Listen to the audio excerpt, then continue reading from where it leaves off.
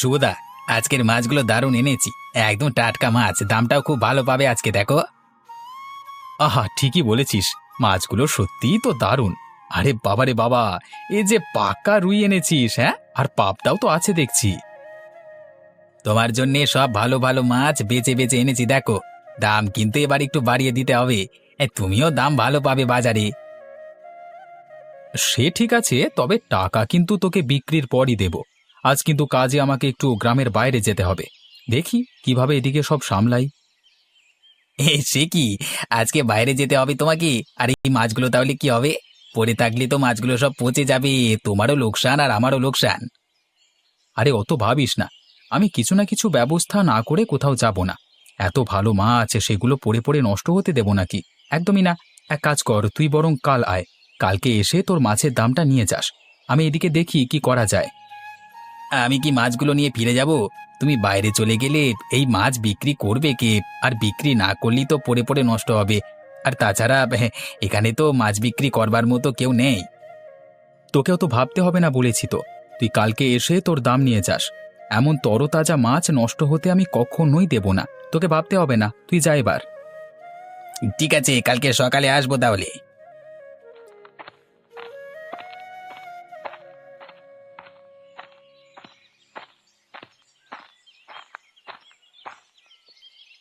তোমার আবার কি হলো? ওরকম চিন্তিত মুখে বসে আছো কেন? আর বলো না, মহা সমস্যায় পড়ে গেছি। এবার কি করব কিছুই বুঝতে পারছি না। কি হয়েছেটা কি?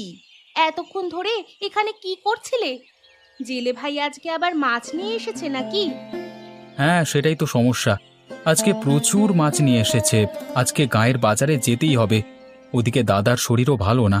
শহরে দেখা করতে যেতে হবে। দরকার পড়লে একবার ডাক্তারের কাছেও নিয়ে যেতে হবে। কিন্তু এই মাছগুলোর কি হবে এবার?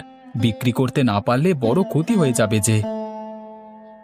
মাছগুলো এভাবে রেখে গেলে তো গলে পচে যাবে।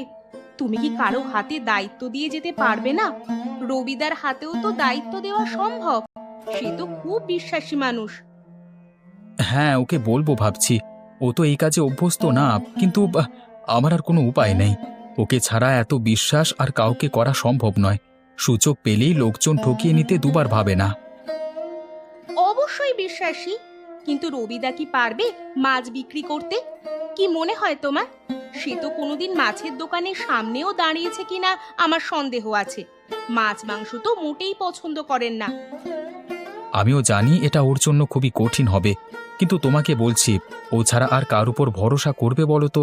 আমি আজই ওকে ডাকছি, দেখি কি বলে। ও যদি রাজি হয় তবে তো সমস্যাই থাকবে না আর। কিন্তু রাজি হবে কিনা এটাই হচ্ছে দেখার। তবে ওর ওপর বেশি চাপ দিও না। ও তো মাছ বিক্রির ধাঁচটাই জানে না ঠিক মতো। সে আমি শিখিয়ে পড়িয়ে দেবো, ওতে সমস্যা নেই। কিন্তু রাজি হলে হয়। দেখি কি করা যায়। তুমি আমাকে একটু ফোনটা এনে দাও তো। সে তো তুমি ঘরে চার্জে বসিয়ে রেখেছো। ওহো, আচ্ছা আচ্ছা।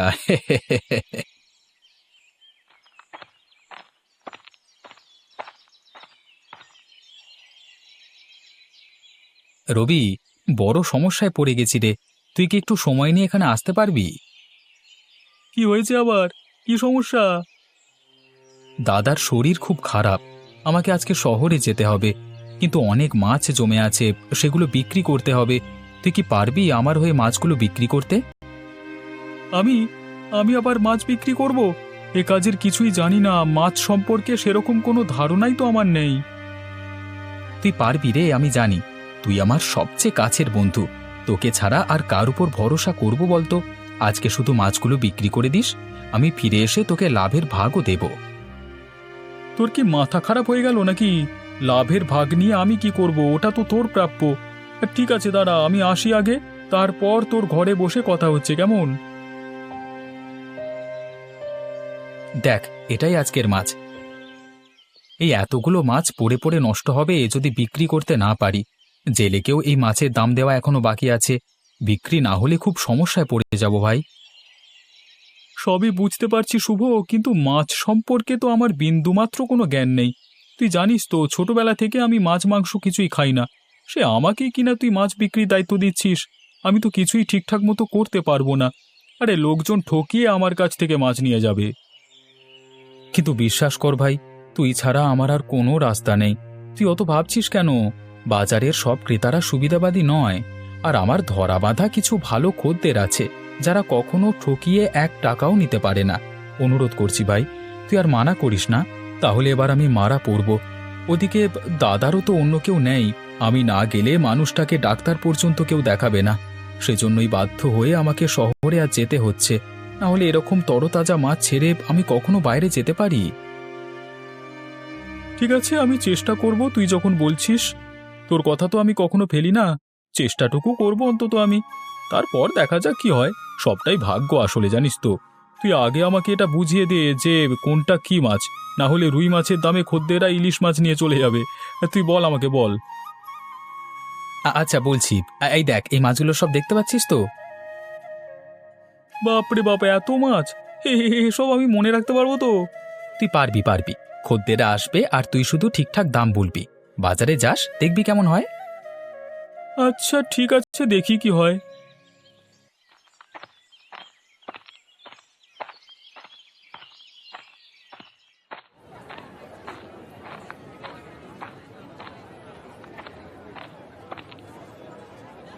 আরে শুভ কোথায়? নতুন মাছওয়ালা বসিয়েছে মনে হচ্ছে, সে আবার কোথায় গেল?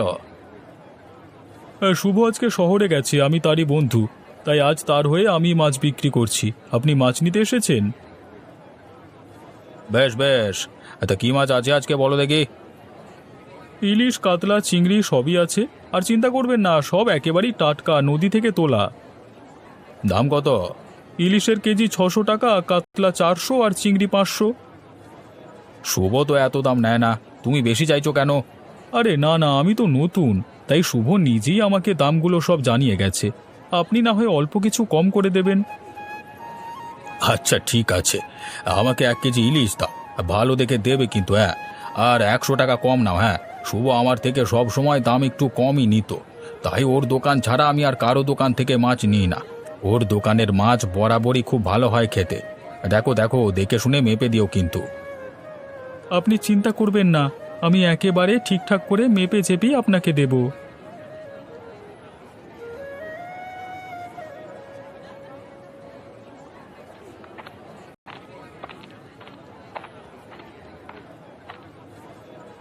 ইলিশ কত করে কেজি? 600 টাকা। 600 টাকা?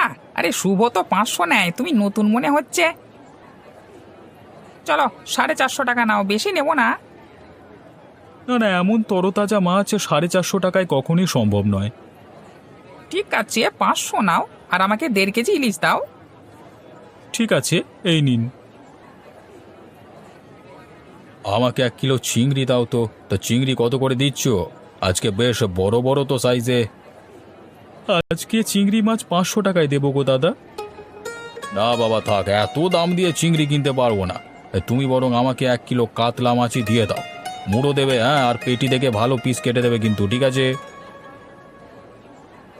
আরে বাবা, এই কি করছো? আরে তুমি পেটি বোঝো না, কোন দিকটা তুমি কেটে দিচ্ছ বাপু, হ্যাঁ? আরে হলো কি, আমাকে দেবে না নাকি? আমি কখন থেকে দাঁড়িয়ে আছি, হ্যাঁ? হ্যাঁ হ্যাঁ, এই তো আপনারটাই দিচ্ছি এবার, এই নিন।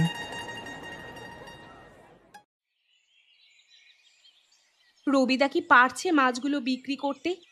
এত মাছ যদি ঠিকভাবে না বিক্রি হয়, তাহলে তো শুভর ভীষণ ক্ষতি হয়ে যাবে। রবিদা তো কখনো এইভাবে দোকানে বসেনি।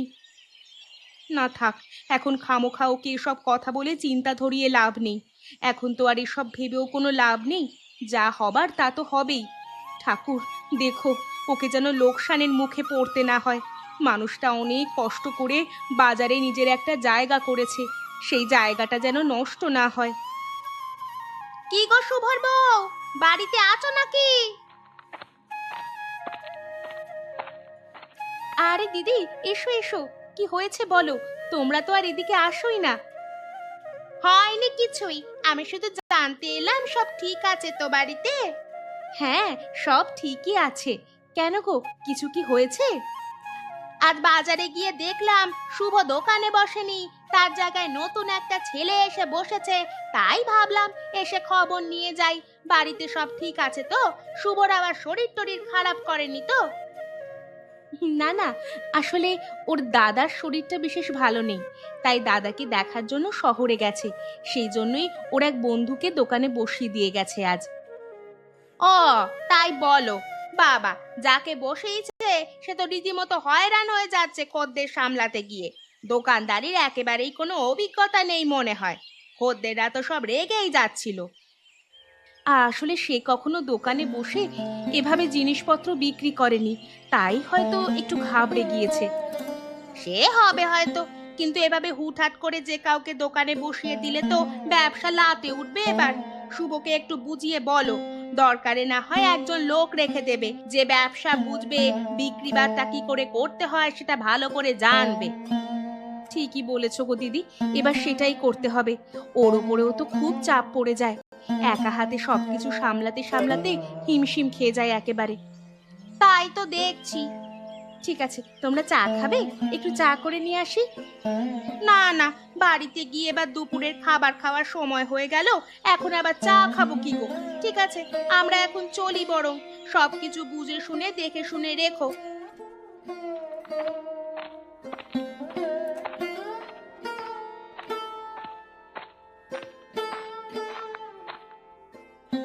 কি গো, ওদিকে কি অবস্থা গো?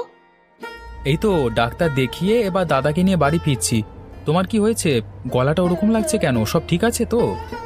তোমার কি ফিরতে আরো দেরি হবে? মানে কখন ফিরবে তুমি? এই তো দাদাকে বাড়িতে দিয়ে আমি গাড়ি ধরবো। কেন বলো তো, কি হয়েছে?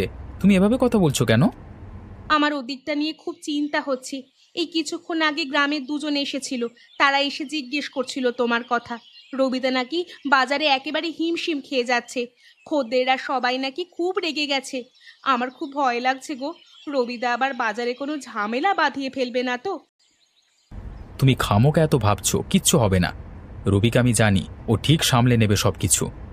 আর যদি না পারে সামলাতে, সত্যি যদি খরিদ্দাররা ওর ওপর রেগে থাকে, তাহলে তো ফলটা আমাদেরকেই ভোগ করতে হবে। এর লোকসান তো হবেই, উপরন্তু খরিদ্দারদের বিশ্বাস হারাবে।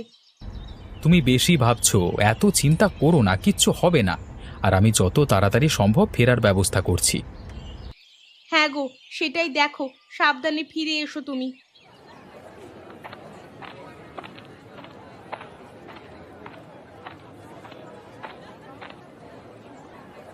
ভাই, আজকে তো অনেক মাছ বিক্রি হলো মনে হচ্ছে। তা ভালো কোনো মাছ এখন আছে নাকি কিছু? কিছু আছে এখনো। ইলিশ আর কাতলাটা পুরো বিক্রি হয়ে গেছে, কিন্তু এখনো বেশ কিছুটা চিংড়ি আর পাবদা বাকি আছে।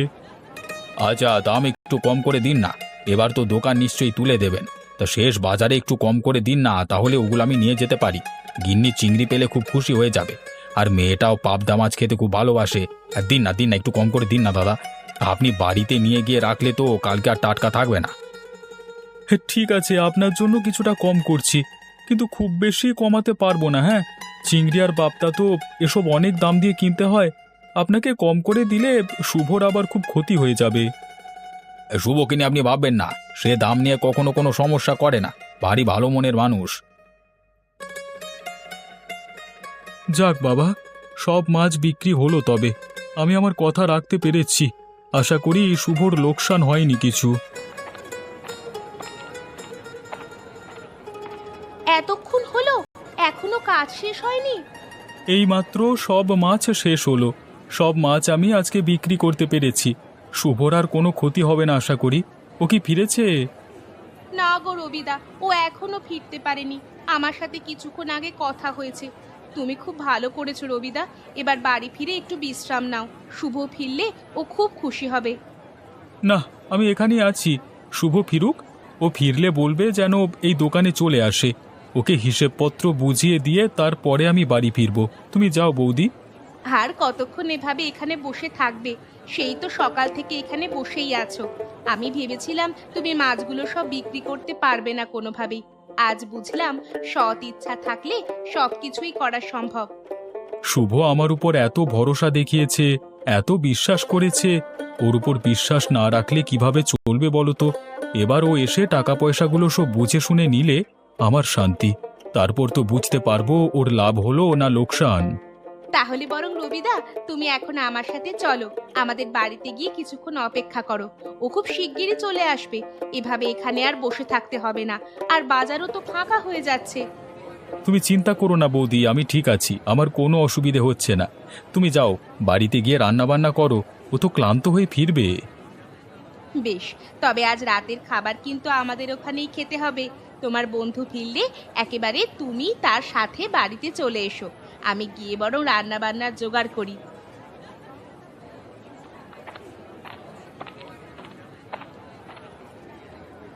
কি রে, কি অবস্থা? সব ঠিকঠাক চলছে তো? ও বাবা, তুই তো সব মাছ বিক্রি করে দিয়েছিস, আর তো 2-3টে মাছ পড়ে আছে রে। আমি বৃথা তাহলে এত তাড়াহুড়ো করে চলে আসলাম, তুই তো সব করেই ফেলেছিস। তোর কাজটা খুব কঠিন রে ভাই, কঠিন। আরে বাবা, লোকজনের ভিড় সামলানো, তার উপরে লোকজনদের এত দামাদামি, সবার আলাদা আলাদা জিনিসের চাহিদা, তারপর সেই জিনিসের দাম ঠিক করে বুঝে নেওয়া। সত্যি আমি একদিনই যেন হিমশিম খেয়ে গেলাম। এত কিছু তুই এতদিন ধরে একা সামলাচ্ছিস কি করে বলতো? ছোট থেকেই তো বাবার সাথে আসতাম। বাবা যখন দোকানে এসে বসতো, তখন বাবাকে দেখতাম কিভাবে লোকজনকে ঠিকঠাক দামে জিনিসপত্র ঠিকঠাকভাবে বিক্রি করছে। সেই থেকেই তো সব শেখা। তবে তুই প্রথম দিন বসেই এত খদ্দেরকে একা সামলাচ্ছিস, এও কিন্তু নেহাত ছোট ব্যাপার নয়। আমি তো পুরো হিমশিম খেয়ে গেছি। বাবা, লোকজনের কি মেজাজ! একটু জিনিস দিতে দেরি হয়েছে কি হয়নি, তাতে একেবারে সব তেড়ে আসে। বাবারে বাবা, এত ভিড় সামলে লোকজনকে ঠিকঠাক মতো তার জিনিস দেওয়া এক ভারী ঝক্কির বিষয়। ও বাবা, এই জিনিস আমি পারবো না করতে। শোন শোন, তোকে একটা চালাকি শিখিয়ে দিই। খদ্দের যখন দোকানে এসে দাঁড়াবে, আর সে যখন দোকানে ভালো জিনিসপত্র দেখতে পারবে, তখন তাড়াহুড়ো করবার কোনো দরকার নেই। ধীরে সুস্থে বুঝে শুনে তাকে জিনিস দিতে হয়।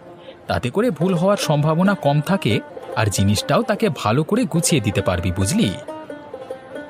বাবু, এইসব কৌশল আর আমাকে শিখিয়ে কোনো লাভ নেই। তোমার ব্যবসা তুমি সামলাও। আমার এই একদিনের মাছ বিক্রির যা অভিজ্ঞতা, তাতে করে আমি খুব ভালোভাবেই বুঝে গেছি এসব ব্যবসা সামলানো আমার কম্ম নয়।